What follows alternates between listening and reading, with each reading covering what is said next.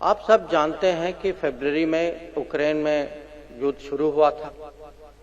उसके पहले हमारे करीब 22,000 विद्यार्थी थे वहाँ, और जैसे तनाव बढ़ता गया, हमारे यहाँ एक प्रोटोकॉल है, एक सिस्टम है कि हम जो हैं उनको चेतावनी देते हैं कि भाई तनाव बढ़ रहा है तो आप सोच लीजिए आप रहना चाहिए या नहीं रहना चाहिए वहाँ। अब उनमें से कुछ लोग निकले, बहुत सारे लोग नहीं निकले, क्योंकि वो भी स्वाभाविक है कि कोई यूनिवर्सिटी छोड़ के जाना नहीं चाहता, वो देश छोड़ के जाना नहीं चाहता। अगर उनके दोस्त नहीं निकले तो वो सोचते होंगे कि कहीं किसी तरीके से हम निपट लेंगे।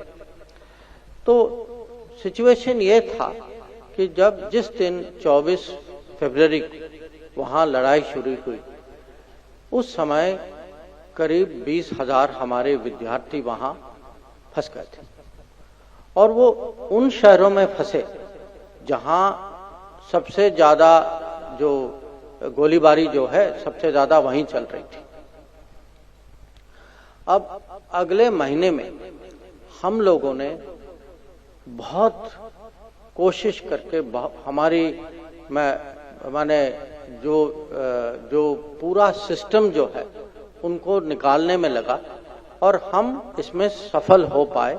उसमें एक स्टूडेंट जो है वो बेचारा वो उसकी मृत्यु हो गई थी, पर उसके अलावा ज्यादातर स्टूडेंट जो है वो बहुत सुरक्षित घर वापस आए, और आए वो करीब 90 फ्लाइट। अब इसमें जो है 2-3 सबक है। एक कि पहले इस स्पीड में, युद्ध के बीच में किसी को सुरक्षित घर लाना कोई छोटी बात नहीं, और वो भी 20,000। और उनको लाना जो है वहां हम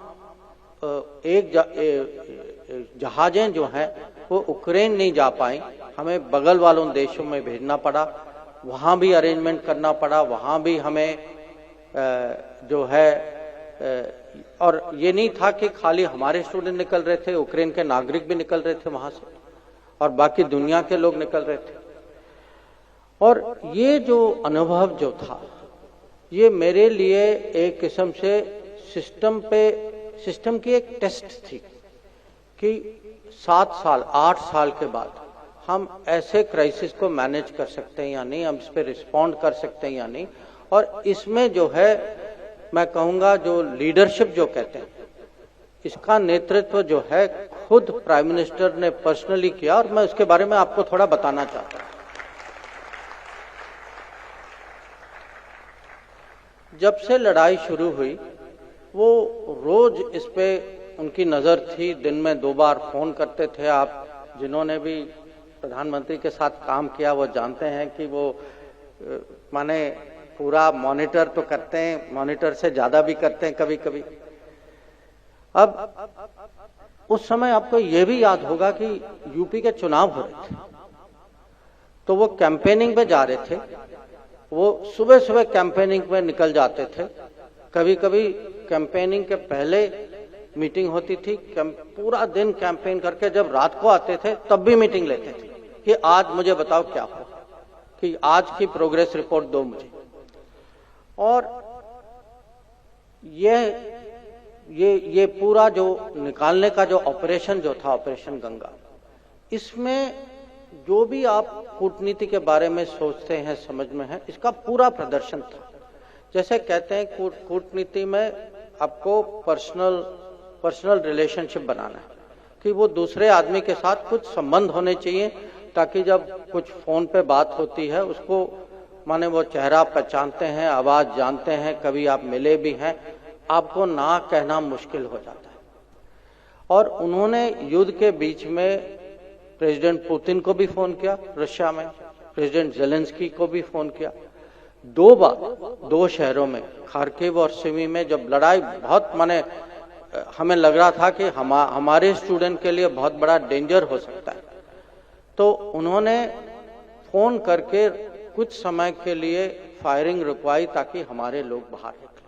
और ये अगर आप कहते हैं कि आपके पूरे 40 साल में एक उदाहरण दो जहां हमारे लीडर के डिप्लोमेसी के कारण किसी हमारे नागरिकों की कहीं सुरक्षा या कहीं उनकी इस समय तो जान बची थी। तो एक तो यह था, पर आपने उस समय कुछ और भी कहानियां सुनी होगी या टीवी में देखा होगा कि हमारे जब स्टूडेंट निकल रहे थे और उस समय अपनी सुरक्षा के लिए लोगों ने, स्टूडेंट ने ऊपर हाथ में झंडा रखा और उस झंडे के कारण, और लोग आजकल झंडा पहचानते हैं तो लोग जानते थे कि ये भारत के स्टूडेंट्स हैं और उनको कहीं ना कहीं रास्ते में मदद तो मिलती थी। और यह भी सच है कि कुछ अगल बगल के देश के विद्यार्थी, उन्होंने भी झंडा हाथ में ले लिया, हमारा झंडा हाथ में ले लिया।